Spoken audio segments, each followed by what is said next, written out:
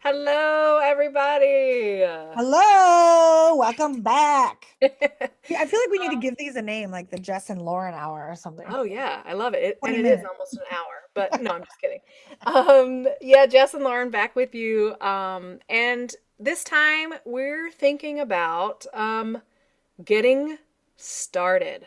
Yes. Okay. Now, I feel like maybe this is something you might be like, but getting started, wouldn't that be like a week one sort of material? And I think it's a every week material Yes. because every day is a new day, every week is a new week, every month is a new month. And there are some things that, hey, even if we started them before, we still have to get started with them, right? And yeah, And Lauren, honestly, like when you start a new program, there's like all the like excitement of the newness of it. yeah. And then like by about this time, like week 5, week 6, it's like you kind of get what it is. And so now's the time when people tend to pump the brakes or like kind of, you know, Hmm. lose some initial like giddiness about it. Hmm. So I feel like this getting started piece is super important. Yeah, You halfway through absolutely. the program. Absolutely, absolutely. Yeah. So I'm wondering, let's see. I might share a couple things about sort of how I approach it. Yeah. And then hear some thoughts from you too, Lauren. Does that sound good? Yeah, please. Cool. Um, so one of the things that I think is helpful for me, and again, might be helpful for you, might not, totally fine, right? Just sharing something that might be helpful because Right. it is for me, is thinking about like um scaling my expectations. Hmm. Okay. I know for me, sometimes in the past and not so recent past, I'll be like, I'll get excited about something and I'll be like, oh my God, I'm all in. I'm like, yes, let's do this thing. And then I very much get into this all or nothing kind of idea. Right. Yeah. And I'm like, okay, I'm going to get up every day at 6:30 and I'm going to walk for a half an hour. And then I'm going to do my workout. And then I'm going to sit in front of my sun lamp. And then I'm going to do this. And then I'm going to do this. And then I'm going to do this. And I have this grand plan of how, exactly all the things that I want to do in order to get to the place that I want to be. And then, I start it and like it goes okay for 3 days. And then I'm like, oh, I don't want to do that thing. And then I don't do the thing. And then all of a sudden I'm like, fuck that plan. And I'm out the window. Okay. Yeah. I don't know if that's familiar to anybody, but that I have, 100%. yeah. That's me like every hour of every day. Okay. I'm gonna do Okay. this. Right, Yeah. right. So, hey, that's where I've been. And one of the things, and where I'm sure I will be at another point in the future. Like, let's be real. Sometimes that's just how it works. Right. One of the things that I can sort of like intervene with myself, is thinking about like scaling my expectations. And so that, okay, um, I don't have to do that 5 days in a week unless I want to. Yeah. Okay. And if I want to, then I'll figure out how to make it work. But let me be realistic with like what it is that I can accomplish and what it is that is my capacity right now. Okay, so maybe I want to walk 3 of the days a week. Okay. So then where am I going to fit those in? Okay. Then, all right, well, sitting with my sun lamp, that for me is a non negotiable. So I figure out how to make that work every day because it's something that has been historically helpful for me, especially during the winter darkness. So 15 minutes each morning. And then on the weekends, I might have a little bit of wiggle room because I usually get outside on the weekends. But then it's like, okay, well, what about those days when I don't feel like walking outside, Right. or I don't feel like doing a workout, or maybe I don't feel like doing the sun lamp? Okay, then I might adjust or scale my expectations a little bit more. Okay, well, can I do 10 minutes?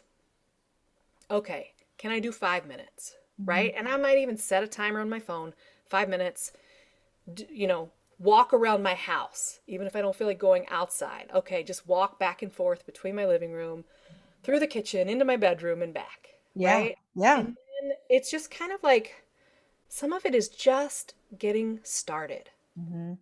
right? Like once I get started with something, then I can build on that momentum, or I can make the choice of like, no, actually, I really don't want to do this thing today.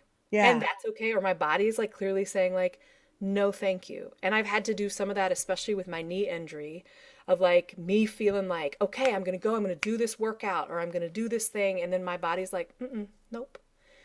So then I scale and I adjust. And one of the things that has been helpful for me is remembering that, like, scaling and adjusting is a natural process. Yes. It is not something because that is like that I enter into because I'm not good enough or because I can't do the thing. Yeah. It's because it's a natural process.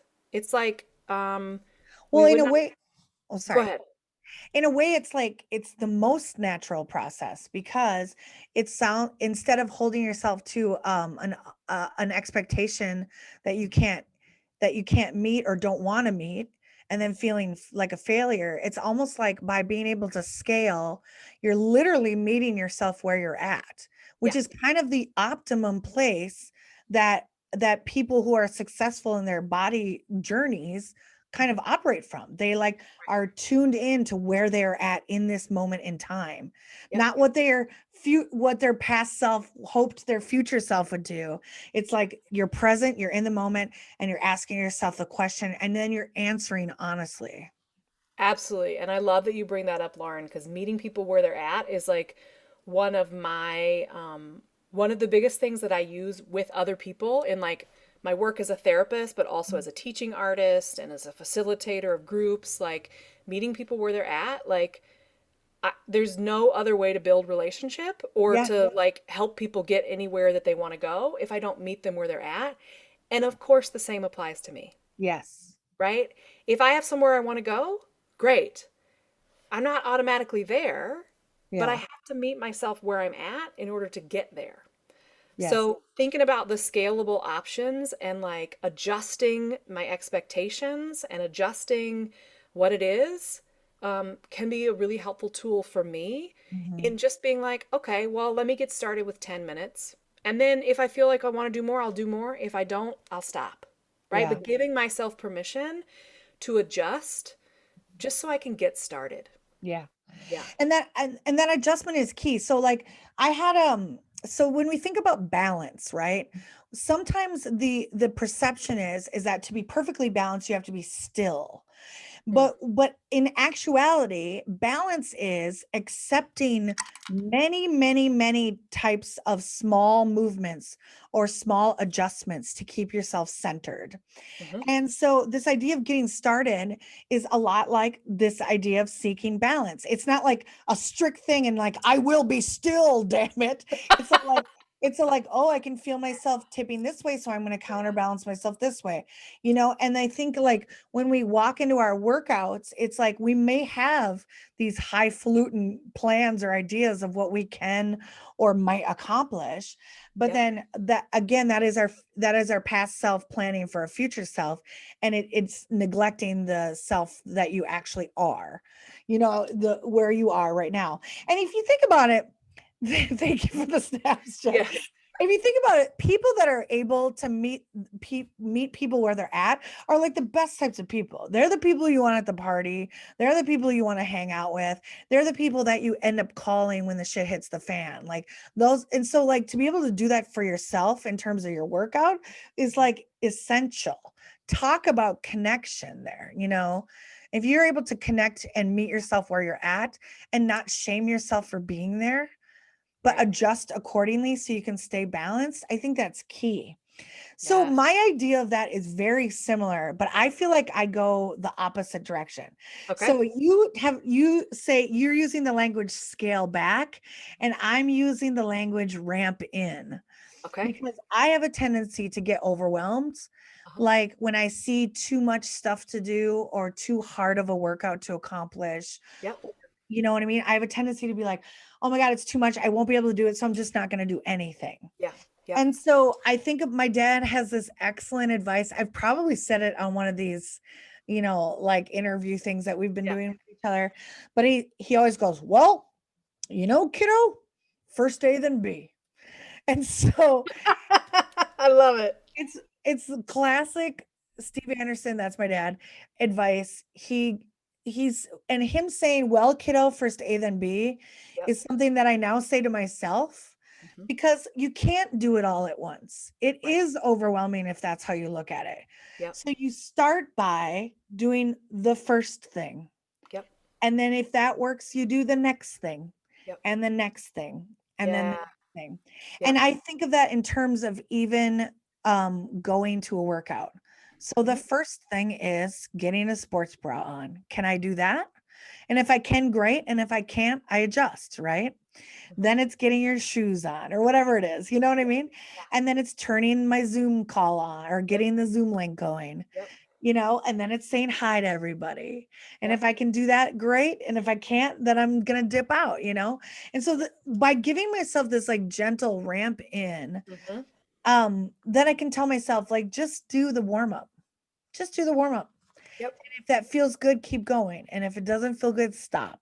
Hmm. Those of you that are listening to this that have been working with me, you might have heard me say this to you individually, Right. because I feel like when we try something and are successful at it, we're more likely to do it again. Yep. And so it's the exact same thing that you said. It's just from the other side of it. Yeah. Yeah. So Yeah. some days I do have big plans and I have to scale back. And Yep. some days I feel absolutely overwhelmed. So I have to ramp in. And I think, but both of those are those micro adjustments that are not me failing or me not doing it right or Hmm. me being unsuccessful. They're actually me being very honest, meeting myself where I'm at, and Right. then doing what I can. And Yeah. that is leaves me feeling successful. You know what I mean? Yeah. And if I Absolutely. feel successful, I'm gonna do it again. Right. Right. And it's able to embrace the distance, and the vast, the vast opportunities between all or nothing. Yes. Right. Ooh, that's beautiful. And that's That feels like the name of a novel I want to read. the vast Vast opportunities opportunities between between all and all nothing and by nothing. Jessica Finney. I I'm love it. reading that book. That's a Great, good excellent. Let me put it on my list. Um, but it is that thing of like, well, I can only speak for me, but sometimes when I'm in that all or nothing, then I feel like I have to like reinvent the wheel every so often because it's hard, like I get stuck in a cycle of like, oh, I'm excited about this thing, and then it kind of wanes, and then I'm like all for like a couple weeks, and then I shift to nothing, Yeah. right? But by learning and practicing, because it's not just a one-time deal, but practicing meeting myself where I'm at, then I get to like hang out here for much longer, so that I'm not stuck in that cycle. I'm actually doing the thing. Yeah. And that's, I think, what has been super helpful for me in feeling successful in my body journey, Yeah. um, that will continue because, hey, as long as I have a body, I'm going to have a journey with it. So Yeah. it's going to be continuing. Um, but in terms of me continuing to show up, and get started over and over again, right? I get to be in that in between, and I Yeah. get to feel successful. And you're right, absolutely, Lauren. When I feel successful, I want to do more of it, Yeah. right? Because I know I can. And Yeah. I'm not setting myself up with these expectations that are so far away from where I'm at right now Yeah. that it's, paralyzing to me to like get there. So, Yes. okay, Yes. here I am right now. This is what I want to do this week. Okay? This is what I want to do today. Yeah. Might it change next week or And tomorrow? knowing that it can change in a moment too. So Absolutely. Yep. you can change like this is what I want to do in the next 30 minutes, or Yep. this is the movement. Like I often do this during a workout where if you're given like many different like type versions of the workout to try, I might be like, I want to try that one. And I might do it for a round of like 12 or whatever. Yep. And then the next time around, I'm like, no way, that did not feel good. And I Right. might choose another one of the options that the coach gave us. Yep. And so I'm staying in it, but I'm making adjustments as I go because Right. I like want maximum enjoyment, maximum success. Yeah, So I'm absolutely. kind of like choosing the level of like maximum enjoyment, maximum success at all times. Uh, Yes. to the point where like I think I have the mentality of, some people are like, I can make that jump, and they like run and they just fail. You know what I mean?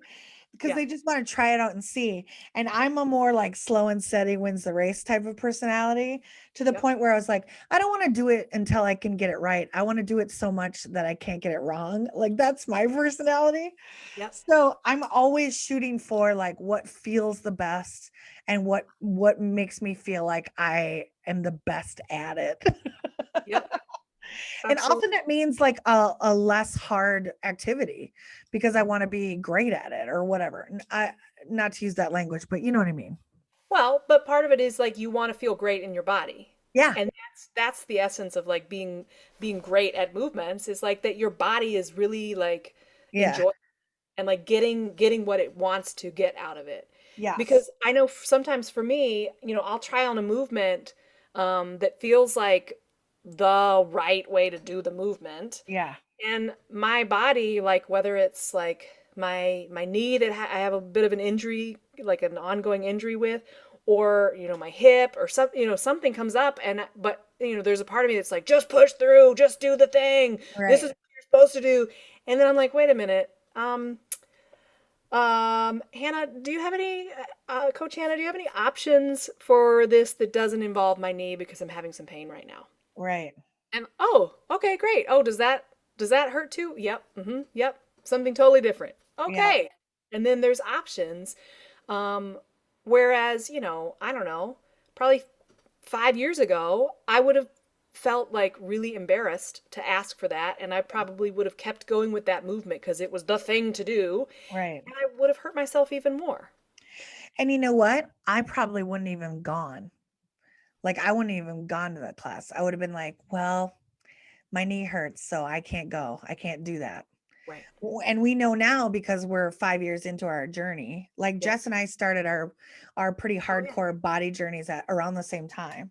But we're both about 5 years in, and we know better now because we've done enough practice to know that like, oh, I might not be able to do the full range of motion that I'm used to, but I can do X, Y, and Z, and that's going to feel pretty good. And Right. that's going to also support my healing.